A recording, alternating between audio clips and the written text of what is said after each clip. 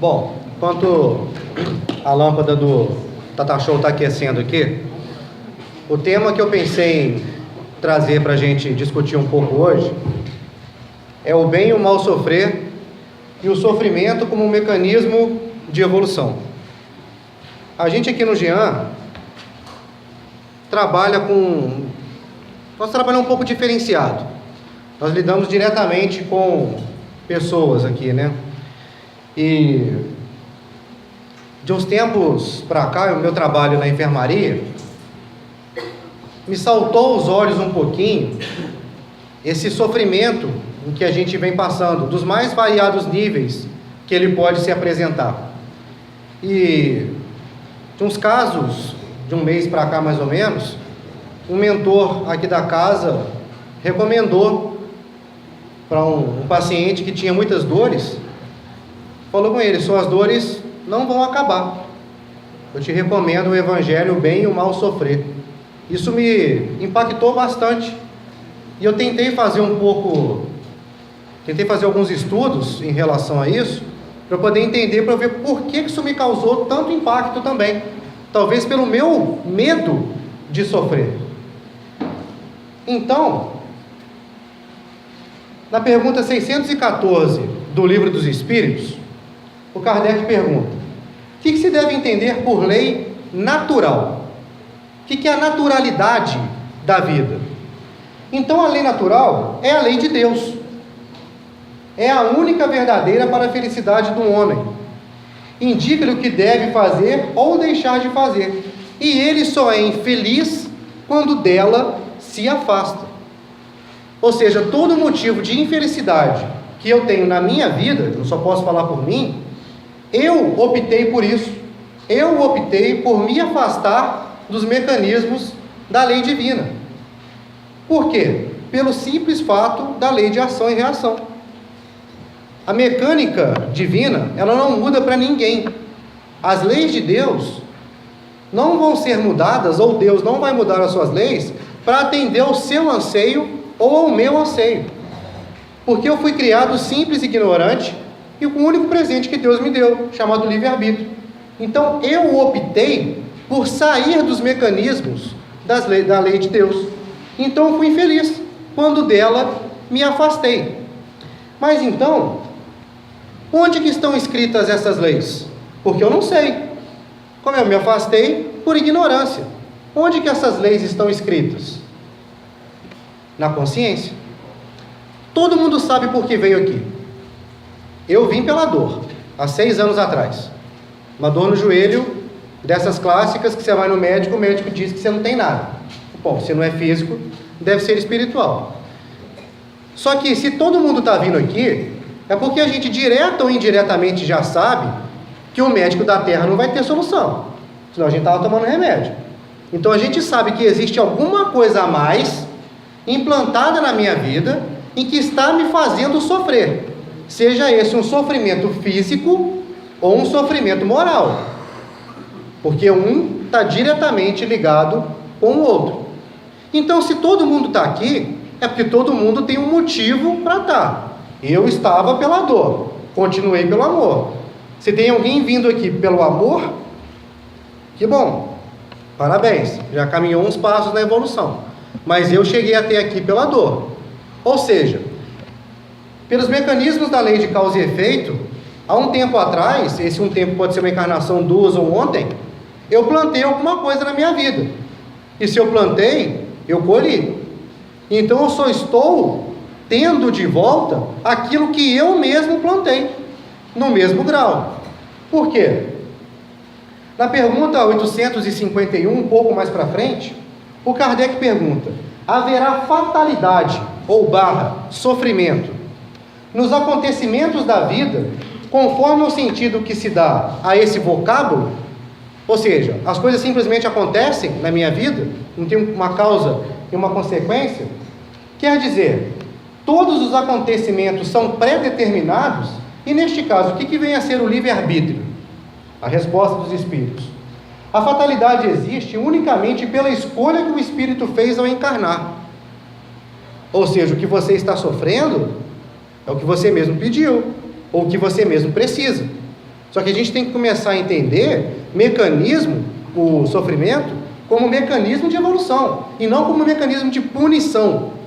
Eu estou sofrendo alguma coisa que eu fiz, mas, escolhendo, instituiu para si uma espécie de destino, que é a consequência mesma da posição em que vem a achar-se colocado, ou seja, só um mecanismo de causa e de efeito.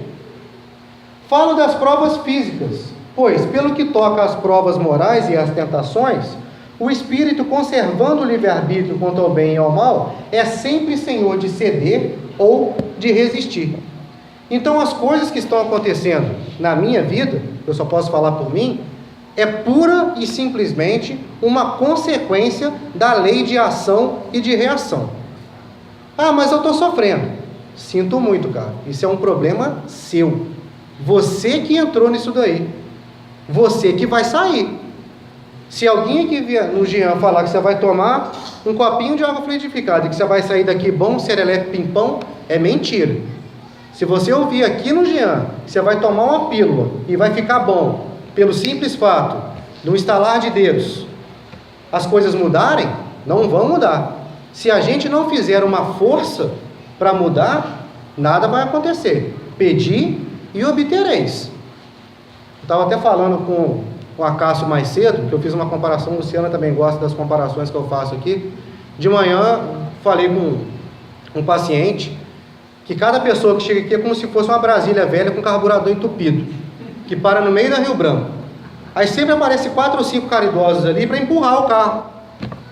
E aquele põe a segunda naquele negócio, ele vai rateando, vai pegando, e quando você vê, vai embora, o cara só dá um tchau, obrigado, e progride. O Jean faz a mesma coisa. As pessoas chegam aqui com os males mais diversos. O Jean não faz nada mais, nada menos que te dá um empurrão, te mostra um caminho. Ó, você deve fazer isso, isso e isso, dessa forma. Se você começar a agir assim, ao invés de agir assado, as coisas vão começar a mudar na sua vida. Só que pegar no colo e caminhar por vocês, ou por mim, como foi quando eu cheguei aqui, não vai acontecer. Não esperem isso do Jean, porque não vai acontecer. Pois bem, mas o que eu fiz para sofrer desse jeito? É uma coisa que muita gente pergunta. Por que eu sofro tanto? Lá no Evangelho, segundo o Espiritismo, no capítulo 5, que também está o bem e o mal sofrer, no item 3, 4 e 5, vai falar da justiça das aflições, as causas atuais das aflições e causas anteriores às aflições. Começando pela justiça das aflições. Por que justiça? Porque tudo que a gente está colhendo foi exatamente a mesma medida do que a gente plantou. E muitas vezes acontece, na espiritualidade ainda dá uma quebrada de galho para a gente ainda, dos males que a gente sofre, de acordo com o merecimento que a gente tem. Então, a justiça, ela é perfeita. O que você está colhendo agora foi proporcional àquilo que você plantou. Você não está colhendo nem mais e nem menos. É justo. A aflição que você está sofrendo, ela é justa, porque você que resolveu entrar na lama. Depois, as causas atuais das aflições. Falo das causas atuais porque é muito comum no meio espírita falar somente dessa última aqui, ó, causas anteriores das aflições. Ah, eu estou sofrendo isso porque foi encarnação passada, eu matei alguém e essa pessoa está me obsediando agora nessa vida. Pode ser, mas por que a gente não pode olhar para... Falo isso por mim, tá? Por que eu não posso olhar para o meu próprio umbigo e falar que eu dei mole nessa vida? Aquela atitude que eu tive com a minha mãe, com o meu esposo, com o meu irmão, com o meu vizinho, eu estou sofrendo as consequências dela agora. Porque é muito comum, como eu disse, no meio espírita, falar, não, isso é coisa de vida passada. As coisas acontecem na atual existência. Nós também temos dívidas a pagar de coisas que fizemos nessa encarnação. Então não dá para ficar jogando na conta de encarnação passada, sendo que eu tenho responsabilidade de ser uma pessoa melhor nessa encarnação, e nem na próxima não. Porque ainda coloca nessa conta, né? O que eu fiz na vida passada, eu vou deixar para cumprir numa próxima encarnação, porque nessa aqui eu só estou experimentando, eu só vim estudar. Não é bem assim que as coisas funcionam. Então a justiça das aflições é que o que você está colhendo é literalmente a mesma quantidade daquilo que você plantou. Ora, é uma matemática simples aí, né? Se você não está gostando do que você está colhendo, modifique aquilo que você está plantando. Ponto. O sofrimento cessa nesse limiar aí. O Emmanuel, o mentor do Chico Xavier, ele tem uma frase muito singela, que é: ninguém pode voltar atrás e fazer um novo começo, mas todo mundo pode trabalhar agora e fazer um novo fim. Ou seja, ficar se lamentando das coisas que eu estou sofrendo nessa existência, não vai adiantar nada, absolutamente nada, se eu não agir, se eu não pegar para fazer a minha parte. A Bíblia fica aqui, aberta o tempo todo. Você passa 3 horas da manhã na Getúlio Vargas, as igrejas estão todas abertas. Se você for numa igreja católica, pode ser que ela esteja fechada, mas a secretaria dela está aberta. O centro espírita está aqui, o evangelho, esse aqui é o evangelho? Está aqui. Fica aqui pegando poeira. Fala por mim, tá? O tempo todo. Ora, se eu não quero me melhorar, eu vou querer que o mundo melhore por mim? Vou querer que o mundo desacelere um pouquinho para eu correr atrás um pouco e subir, porque eu estou perdendo o bonde? Não vai acontecer. Não vai acontecer. Pois bem, a dor física ou moral como mecanismo de resignação. Coloquei aqui esse símbolozinho, quem é motorista vai saber, mas serve como um sinal de alerta. Isso aqui é a luzinha do óleo de um carro. Quando você está dirigindo, se a luzinha do óleo acender, você para na hora. Porque se você continuar, vai dar um problema muito maior no teu carro. Hoje em dia o carro até pisca, dá buzininha, faz um monte de coisa. Por quê? É um sinal de alerta. O carro está te dizendo, está acontecendo alguma coisa de errado. Para e vai ver o que é. No nosso corpo acontece a mesma coisa, mas no nosso corpo não tem luzinhas de alerta, não ainda. Não tem luzinhas de alerta no nosso corpo. A única forma que ele tem de te avisar alguma coisa é a dor. Como o neném que está com fome, com sono, precisa trocar a fralda, ele chora. Então, para o nosso corpo nos avisar que tem alguma dor dessas mais esporádicas, está acontecendo alguma coisa.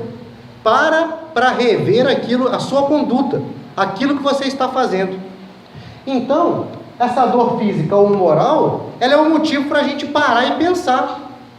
Eu faço uma pergunta, mas ninguém precisa responder fisicamente, só no campo mental. Se não fosse essa dor, moral ou física, esse sofrimento que você está passando por estar sentado aqui agora, ou que eu passei há 6 anos atrás e passo os meus ainda.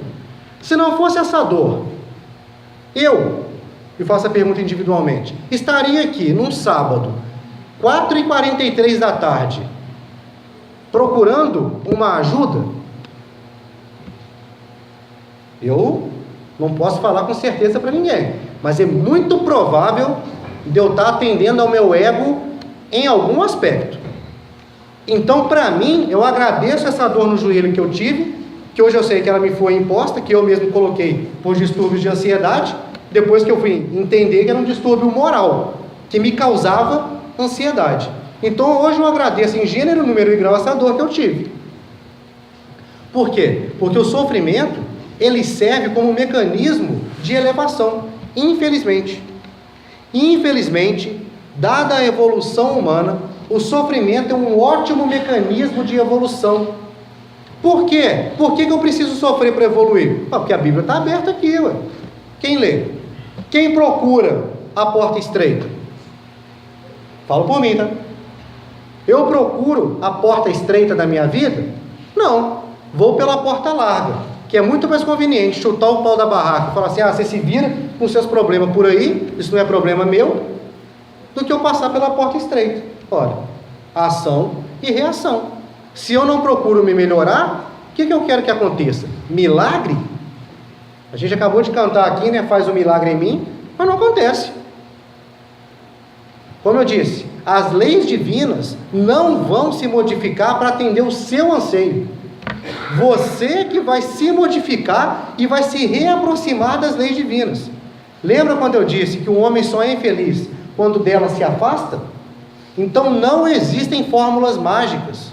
Não existe um jeito em que eu dou 10%, ou que eu como uma hóstia, ou que eu venha com um freio de mão branco, como o meu aqui, que para mim serve como um freio de mão limitador, que eu vou falar assim, não, fui no Jean durante 6 anos, todo sábado, eu já ganhei uns pontos do lado de lá. Não, porque isso é escambo, isso é troca. Eu não tenho que fazer o bem esperando alguma coisa em troca. Eu tenho que fazer o bem porque é o certo a ser feito, ponto. Eu não tenho que melhorar a minha conduta dentro de casa esperando que o outro, como o Vilmar bem disse aqui, normalmente os nossos maiores anseios estão na nossa própria família. Eu não tenho que me melhorar porque eu quero que ele melhore comigo. Eu tenho que me melhorar porque é o certo a ser feito, ponto. Então, essa dor que a gente está passando, seja física ou uma moral, ela é um sinal de alerta. Porque se eu tivesse me adequando às leis divinas, eu não seria infeliz. E a gente banaliza a palavra felicidade tanto quanto banaliza a palavra amor. Eu falo que eu fico feliz quando assisto um filme. Isso é felicidade? Eu falo que eu amo lasanha. Isso é amor? Não é. Isso é apego. É diferente. Amor liberta, apego prende. Então, tudo isso que a gente vem sofrendo são mecanismos de falar, acorda, tu que dormes. Olha o que você está fazendo com a tua vida. Só que tem gente que consegue viver bem com isso. No Evangelho, no capítulo 9, no item 8, fala sobre resignação. E diz assim: a obediência e a resignação, duas virtudes companheiras da doçura, muito ativas, embora os homens as confundam erradamente com a negação do sofrimento e da vontade. A obediência e o consentimento da razão, a obediência é o consentimento da razão e a resignação é o consentimento do coração. Ser resignados não significa aceitar com lamúria tudo que está acontecendo. A resignação significa você entender o que está acontecendo contigo e saber fazer disso um trampolim evolucional, digamos assim. Essa dor que você está sentindo, ela te trouxe até aqui. Foi um mecanismo pelo qual Deus encontrou um meio de te trazer. Porque Ele veio soprando no teu ouvido, através dos espíritos benfeitores, que você deveria mudar a sua conduta. Mas você, e eu também, quando eu falo por mim. Eu, por livre-arbítrio, optei pelo não. Não, estou bem assim. Quero ficar desse jeito. Ué, então vai lá. Tem gente que só aprende pela dor. Que seja. O Elias, mas o Verton desenvolveu uma teoria fanfarrônica da cabeçada na parede. Mais uma, Luciana. Luciana vira para mim e fala assim: ô Rafael, eu quero levantar daqui, sair correndo e dar uma cabeçada naquela parede ali. Eu falo assim: ô Luciano, você está ficando maluco, isso não vai dar certo não. Você vai ter um aneurisma cerebral, alguma coisa nesse sentido. Pode não ser hoje, pode ser amanhã. Mas eu quero. Então vai lá, ué. Dá uma cabeçada na parede. Minha mão vai estar aqui para te ajudar. Você quer aprender pela dor? Aprende. O amor está aqui. Se você não quiser dar uma peneirada, está aqui. Só que se você quer aprender tomando porrada, que assim seja. Para mim resolve. Uns mentores aqui da casa, chamados Severos, assim que eu entrei para trabalhar na enfermaria masculina, ele me passava cada sabão que eu perdi até o rumo de casa. Mas era um sabão violento mesmo. E ele ficou assim durante uns 6 a 7 meses. Depois ele foi parando, eu fui até brincando, falei que o Severo virou um docinho de coco. E não era. Teve um dia que eu fui atender um senhor e eu fiz um procedimento levemente errado. Ele falou assim: não, filho, não é assim que faz, é assim. Aí eu pensei na hora. Falei: nossa, quem lembra daquele sabão que ele me passava, parecia até Vênus, né? Que eu saía branquinho. E vê agora, mas espiritualmente não existem barreiras para o pensamento, né? Ele fez igual escolinha do professor Raimundo, né? Captei a vossa mensagem. Aí ele virou para mim, falou: você lembra por que eu te chamava a atenção daquele jeito? Eu falei, não, você lembra que eu chamava a atenção daquele jeito? Eu falei, lembro, jamais vou esquecer. Aí ele falou assim, você sabe por que eu fazia isso? Eu falei, não. Eu falei, porque é o único jeito que você entendia. Se eu aprendo pelo sofrimento. Se você chegar para mim assim, ô Tavares, faz isso, por favor, Cristo está pedindo, vai entrar no ouvido e sai no outro. Pela minha essência espiritual, eu falo assim, meu filho, eu preciso que isso aqui esteja ali. Beleza, considere feito. É o jeito com que eu entendo. Tem pessoas que aprendem passando a mãozinha na cabeça, outros não, mas você vai entender, de um jeito ou de outro. E se o sofrimento está batendo na porta, é porque você não está aprendendo com o amor. Então não adianta reclamar do cosmos. Mas aí, esse cara aqui, Schopenhauer, esqueci o nome desse cara, ele diz assim, suportamos com mais resignação uma infelicidade que nos chega inteiramente do exterior, do que uma cuja a culpa caiba a nós mesmos. Já perceberam como é que nós somos exímios resolvedores de problemas dos outros, e a gente não sabe resolver os nossos? Falo por mim, tá? Estou falando nossos, mas eu estou falando sempre por mim. O cara tem um pepino deste tamanho para ser descascado. Você fala para ele, não, faz isso, dessa forma, dá 3 tapinhas nas costas, cara, vai dar certo. Mas aí você tem um trocinho desse tamanhozinho, você não consegue resolver. Por quê? Porque é muito mais fácil cultuar o externo do que o interno. Porque normalmente, para dissolver esse pepininho que você tem dentro de você, tem que passar por 2 coisinhas que a gente tem que aprender. É passar pelo orgulho e pelo egoísmo. Mas aí é que está o problema, né? Eu costumo dizer também, brincando, que quem não aprender a engolir sapo e levar desaforo para casa não vai evoluir. A gente tem que aprender com os nossos problemas. Aprender que o problema do mundo, eu contribuo para ele. Todo o problema do mundo, eu faço parte disso daí. Se eu não sou parte da solução, infelizmente eu sou parte do problema. E se eu for parte do problema, eu sou passível de receber de volta, pela lei de causa e efeito, as consequências daquilo que eu mesmo plantei. Só que aí sim, né? Preciso achar uma forma em que isso me transforme em vítima. Eu estava falando com o pessoal da mocidade mais cedo, o uso do termo né, NE acento. Quando a gente vai falar, falo por mim, quando eu vou falar uma frase, hoje está calor, né? Ou seja, você não concorda comigo? Massageia meu ego, concorde comigo. O governo é corrupto, né? Você concorda comigo? Concorda comigo, cara. Me dá base. Ajuda a sustentar essa mentira que eu mesmo estou inventando. Então, vou falar por mim, mas eu sempre tentei transformar-me em vítima daquilo que eu mesmo fazia. Ah, eu estou sofrendo. Por quê? Ah, porque minha família é difícil. Mas e você? Será que você não é difícil também, não? Será que você também não faz parte desse problema familiar que você tanto reclama, não? Vamos parar para pensar qual a parcela de culpa que nós temos em todos os problemas que nós passamos. Eu tenho bastante culpabilidade. De grão em grão eu estou tentando tirar um caminhão de areia. Mas, para cada grão que eu jogo, as coisas que eu faço, eu jogo uma colher de volta. Mecanismos de causa e efeito. Eu não posso reclamar. Eu que estou fazendo. Então eu fiz aqui um pequeno fluxograma. Você sofre? Não. Então continua a fazer o que você está fazendo. Mas será que você não sofre? Não sei. Bom, vamos pesquisar sobre isso. Uma outra dos severos.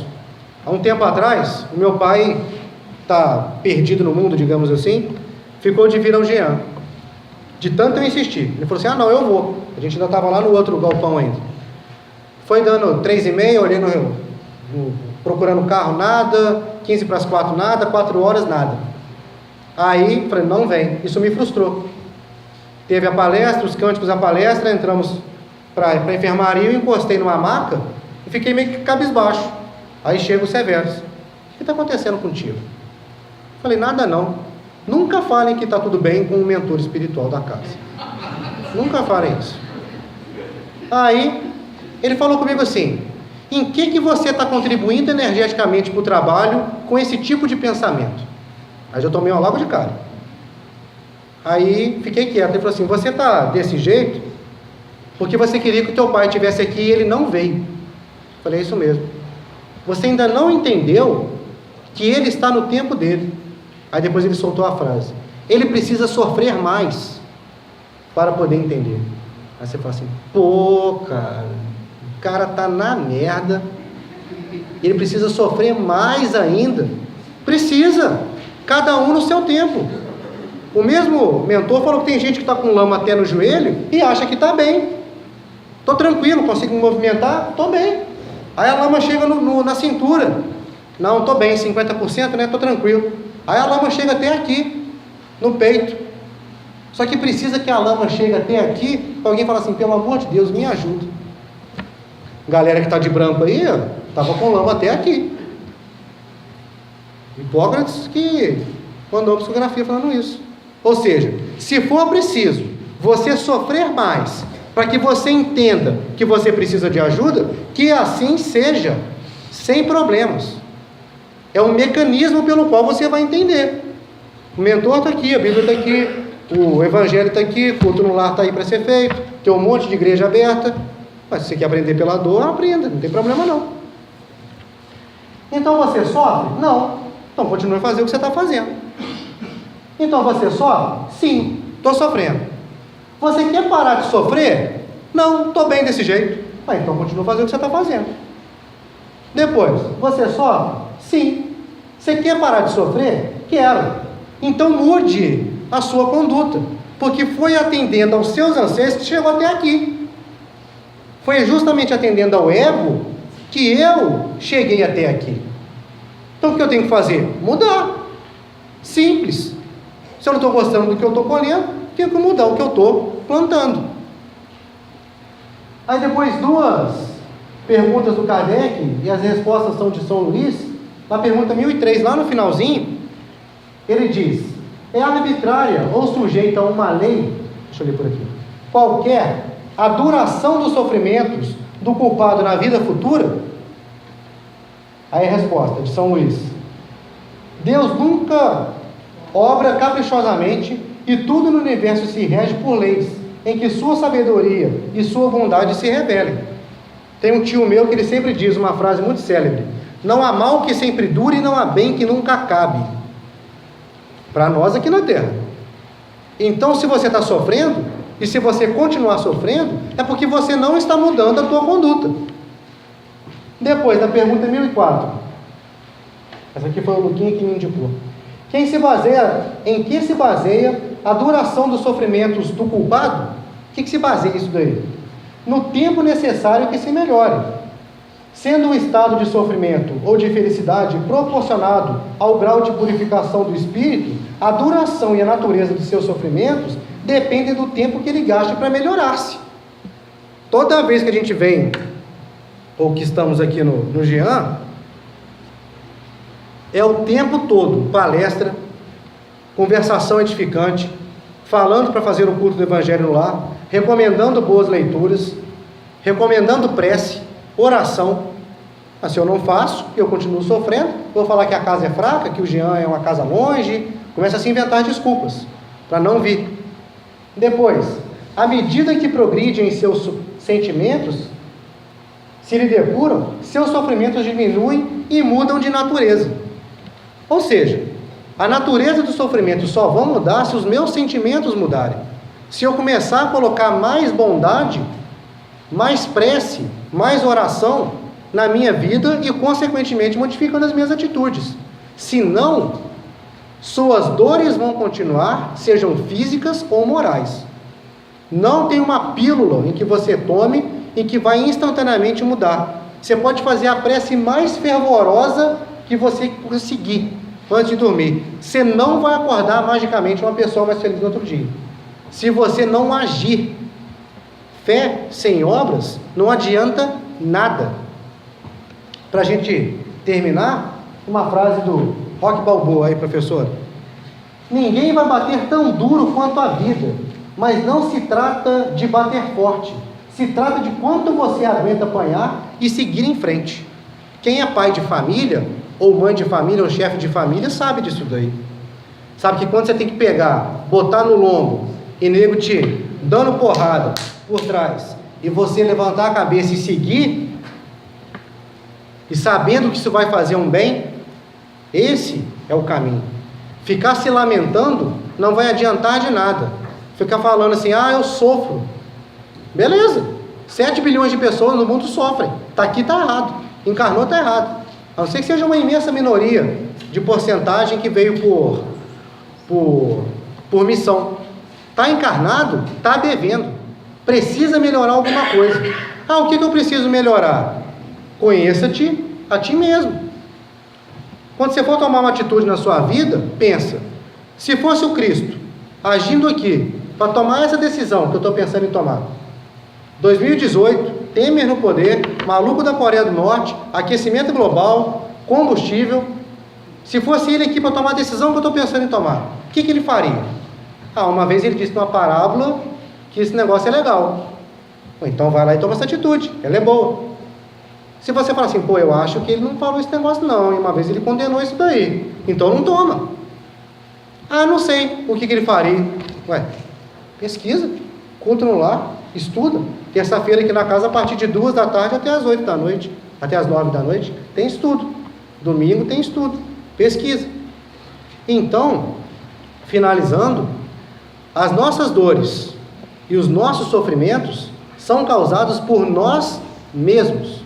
Não tem 10%, não tem hóstia e não tem água fluidificada que vá reparar esse erro, se eu assim não quiser. Se eu não quiser.